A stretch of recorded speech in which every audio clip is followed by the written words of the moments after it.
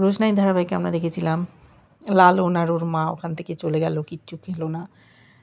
চলে গেছে রোশনাই ওদের বাড়ির বড় বউকে আর ছোটুকে নিয়ে মাধবীলতার বাড়িতে। সেখানে ওরা বলেছে মিনির বিয়েটা এই বাড়ি থেকে দিতে চায়। মাধবীলতা খুব খুশি হয়েছে, কিন্তু ছোটুকে দেখে খুব যাচ্ছে তাই কথাবার্তা শোনাচ্ছে, কেন এসছে পারমিশন ছাড়া, যেহেতু বিয়েটা ক্যান্সেল হয়ে গেছিলো।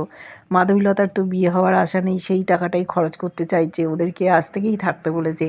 রোশনাই কেন এখানে এসছে জানতে চেয়েছে। রোশনাই বলেছে ছোটুর মতো লোককে এত অসম্মান করছো ম্যাম, কেন করছো? ছোটু বলেছে আমি ভালোর জন্যই বিয়েটা ক্যান্সেল করে দিয়েছিলাম। বড় বৌদি বলল তুমি মাধবীলতাকে ভালোবাসো তাই না? বলছে আমার ভালোবাসার কে মূল্য দেবে, আমি কাউকে ভালোবাসতে পারি? ওর অবস্থা ভালো না বলেই বিয়ে করতে চায়নি, তেমন তো কাজ করে না, বাড়িতে অসম্মানিত হতে হয়।